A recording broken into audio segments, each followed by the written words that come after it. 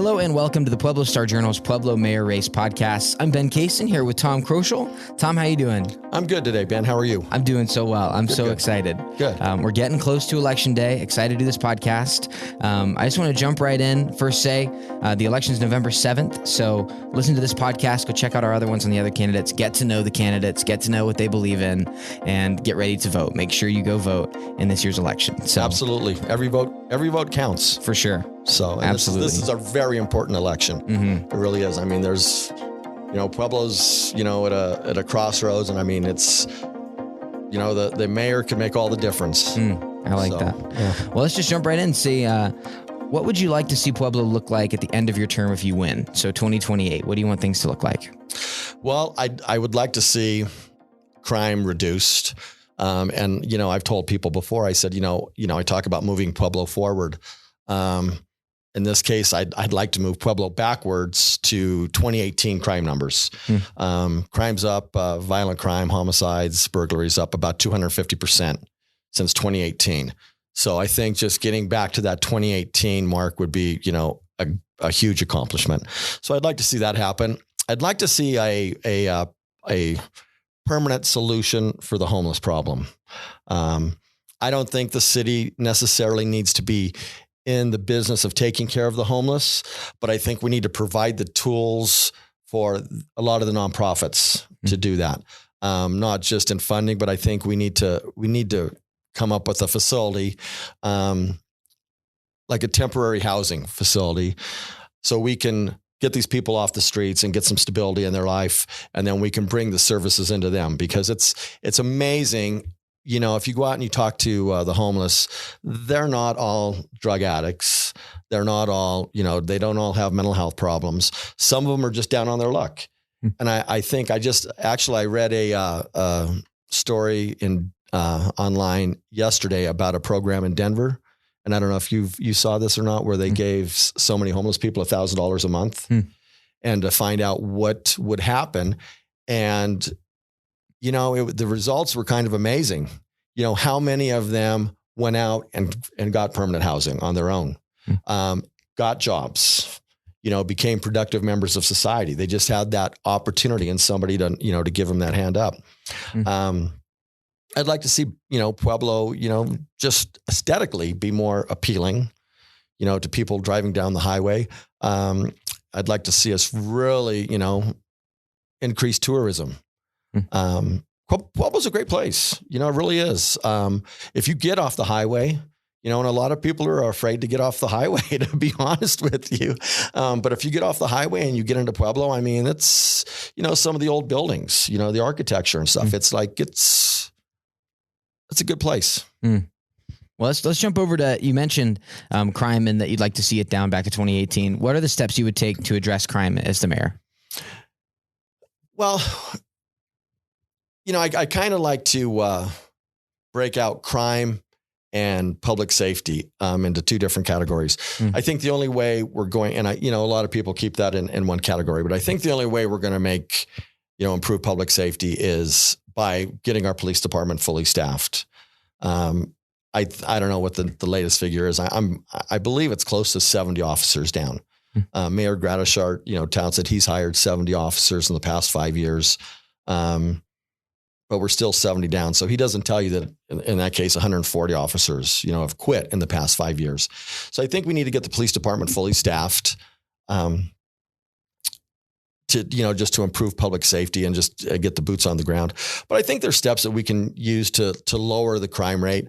And I talk about solar lights, and a lot of people on like Facebook have pushed back and said that, that's not going to do anything. And I have additional cameras, but I think it will. I mean, if you really do some research, you'll find that it does work. Yeah. What do you mean by solar lights? Just solar street lights, solar powered street lights. Some you can put them anywhere, and I have one in my backyard because, when somebody pushed back on Facebook, I said, I want to check these out. So I bought one online. And they work, when you compare them to the amount of light that they put out compared to a regular street light, they work. And I do think that they can make a difference because, it's like a lot of crime happens in, dark areas. So I think you can improve, if you can improve the lighting, that'll help. It may chase the cockroaches somewhere else, and I think if you put up cameras, it'll bring an awareness to where, well, okay, somebody's watching us. License plate readers is another one. I don't think we need a real-time crime center. I think that's really, if the citizens were really to take a look at it, they would see that it's a waste of money. I think when a lot of people hear real-time crime center, they're thinking of like some sort of CSI show on TV where there's somebody monitoring all these cameras throughout a city, 24/7. That's not the case with the real-time crime center in Pueblo. It's going to be, I think it's like a 10-hour a day monitoring deal, 7 days a week. But, there's going to be 14 hours a day where there's not going to be anybody in the real-time crime center monitoring the real-time crime center. And it's a $750,000 a year, project, after, close to $2.5 million startup. And I think for that kind of money, we could do a lot of other things. And for $750,000 a year, you could probably hire an additional 7 police officers. So I think, I'd like to see us, now this may sound a little crazy, but use like a, LED sign program where kind of like Crime Stoppers, where if you're driving down the highway, you see these people's faces on the highway on a billboard, a huge billboard, and they can roll. If they've got a warrant out for their arrest, I don't care if it's for, theft from a merchant or, whatever it is, if they haven't, followed through and they've got a warrant out for their arrest, they're a fugitive, they're wanted by the law. And I think if we start putting their picture out there and it starts getting back to them, it's like, hey, I was going down the highway. I saw your picture on the Crime Stopper billboard. It's like, man, you're probably going to change your behavior. It's like, once your picture's out there for everybody that to would freak see, me out. right? And I think it's tools like that we can use. Say we had 5 billboards throughout Pueblo. And if we could get the merchants involved, when you walk into Walmart, above the door, they've got, a $300 LED screen that's scrolling these pictures, get their pictures out there, and I think they'll change their behavior and, maybe make things right, and become legit. Oh, that's interesting. So, but like I say, I think there's a lot of tools we can use. So let's jump over. You mentioned homelessness as well, that you would like to see, moves when it comes to that. What would you do practically as the mayor to address that? I think since I've been running and I've got my Facebook post and I had a post that I had boosted regarding homelessness, and I've gotten some really crazy responses back. I think what we need to do is, I don't think a lot of people, it's the church's responsibility. It's not the church's responsibility. And the mayor had said, made reference to that in a article in the newspaper. I think what we need to do, it's not just a problem for the city of Pueblo. I think it's a problem for the county of Pueblo. And I have one guy who is just constantly criticizing me, but he's from Pueblo West, So, it's like if we were to load up 300 homeless people and take them to Pueblo West, he probably changes, his tune. But I think what we need to do is we need to develop, ideally, we would find permanent housing for everybody. But that's something that's not possible. I think we need to focus on permanent housing. There's families out there that are homeless. We need to focus on finding them permanent housing. And this, there's programs out there. Maybe they don't realize it. We need to get them in touch with the housing authority. But I think what we need to do is build a temporary housing shelter. And what I mean by that is we're just going to put up like a circus tent. It'll be a permanent building. And when someone's homeless, they can come there and we can, like I say, bring resources to them, whatever their problem is, if it's mental health, if it's substance abuse, if they just lost their job, we can bring employment services to them. So I think we need to build a temporary housing shelter to get the people off the street and, like saying, get some stability in their life. And that would be a priority for me.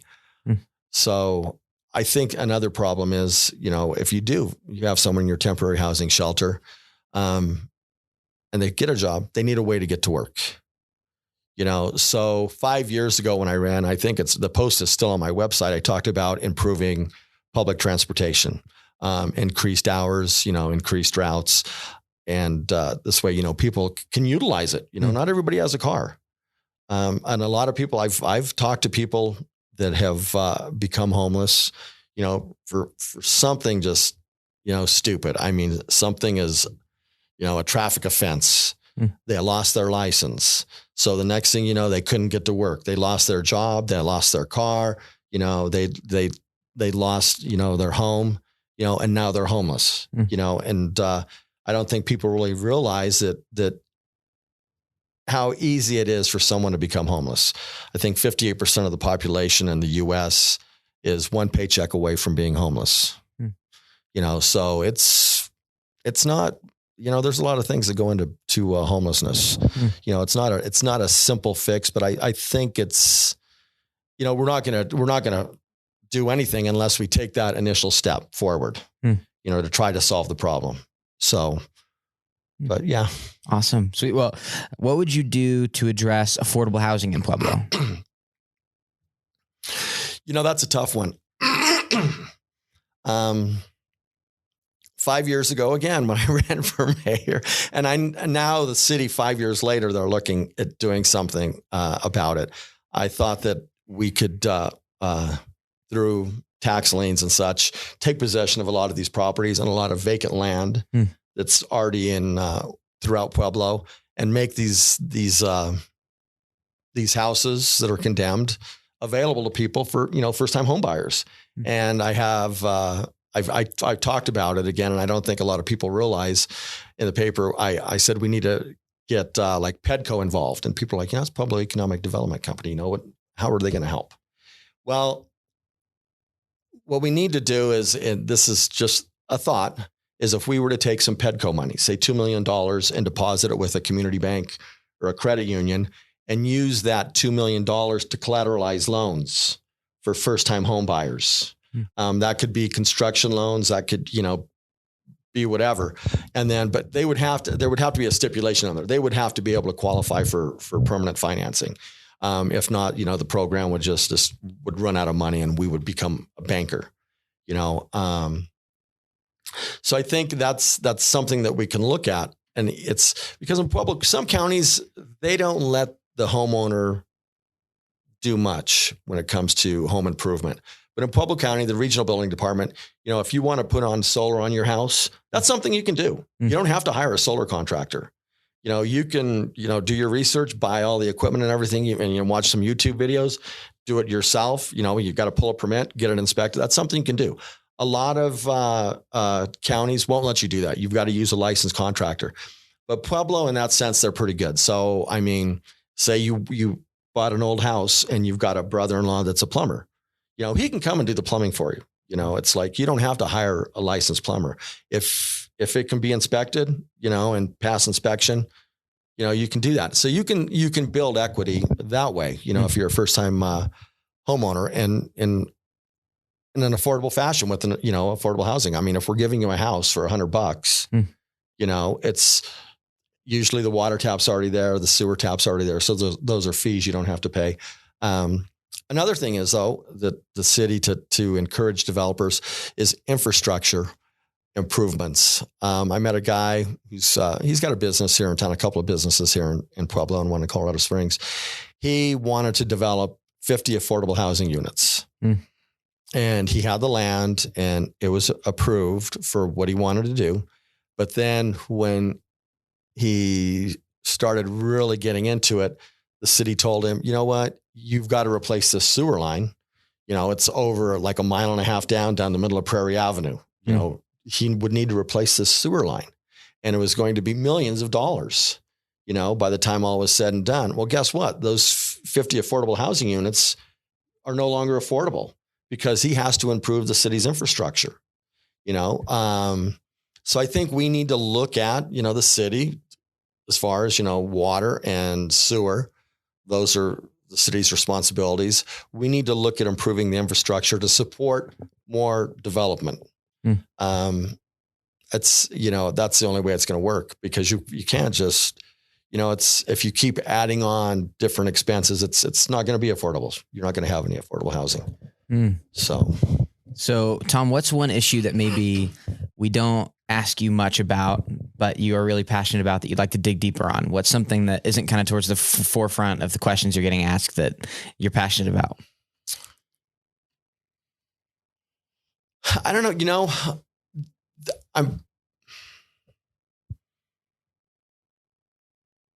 If there's one particular issue, and it would be inflation, I guess you could say. Yeah. But I'm not sure exactly, to me, the way we can lower prices, to the consumers in Pueblo is by lowering crime. You go into, like I say, Walmart, and, now they've got armed security guards. They've got somebody that patrols the parking lot. Same thing with King Soopers, and these are all costs that are passed on to the consumer. And then you've got, theft that goes on that they don't catch. Those losses are passed on to the consumer. So if we can kind of minimize those with the merchants, hopefully we can lower, the cost of goods for people. Gas, I don't get why gas is so expensive in Pueblo. You can go and it'll be 40 cents a gallon cheaper in Cripple Creek than it is in Pueblo. It can be 40 cents a gallon cheaper in Colorado Springs than it is in Pueblo. If you do the math, it's like the delivery costs. If you do some research on the math, the delivery costs don't justify the increase in price. I think that's something else that we need to look at, is why is gas so expensive in Pueblo versus every place else? Is it the jobbers, the guys that are hauling the gas in, private contractors? Is it, the retailer? Is it Loaf and Jug saying, these dopes in Pueblo will pay more, so let's charge them more, is it maybe there's not enough competition? I don't know, but I'd really like to find out, that would be another thing, the cost of gas. Cause that's, not everybody has an EV, and so you've got to, you spend your money on gas. So I think that's something, that some of the areas that, I would focus on. But like I say, a lot of that has to do with the reduction in crime. So there are a lot of things are, interconnected. For sure. Yep. Yeah. Even like crime, a lot of crime, petty crime is committed by homelessness, homeless people. So, I think if you can solve one problem, it makes it a little bit easier to solve the next one. So. Awesome. Well, I think my last question for you is, what's so special about Pueblo? Pueblo is a true melting pot. It really is. I think for the most part, everybody's accepting of everybody. I lived in Fort Collins for 12 years, and I moved back to Pueblo, and because there's no place like Pueblo. I really did. I enjoyed Fort Collins. I liked Fort Collins.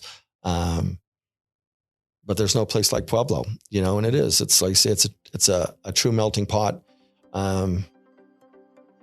It's the American dream, to be honest with you. It's when you look at all the, just all the heritage, and the culture in Pueblo, from different nationalities. You didn't see that in Fort Collins, for example. I think that's one of many things that makes Pueblo special. And it's a great place, it's a great place. For sure. Awesome. Well, thank you, Tom, so much. Thanks for coming in. I appreciate it. Thanks for having me. Oh yeah. So if anybody's listening to this, they want to get connected to you and your campaign, how can they connect with you? Tom Croshal for the people on Facebook. Okay. Is the best bet. You've got, if you want to call me, you've got my email's on there, my phone number's on there, everything's on there. So awesome. Yeah. Sweet. Anyway. Awesome. Well, thanks a lot, Tom. Good luck with the election, everything, by the way. Right. Thanks for having me. There's a lot going on, I know. So enjoy the rest of your day. Oh, will do. Awesome. Because it is a nice day out there. Oh, it's a beautiful day today. It's really Absolutely. All right. So for Ben Kaysen and Tom Croshal, thank you so much for listening. Remember, go vote November 7th. Make sure you go vote in this election and the other ones going on here in Pueblo. Your voice, your vote. This is a big deal. So yeah, very, very big deal. Right. I'm excited. Awesome. Thanks. For Ben and Tom, have a great rest of your day. Right. Thanks, Ben.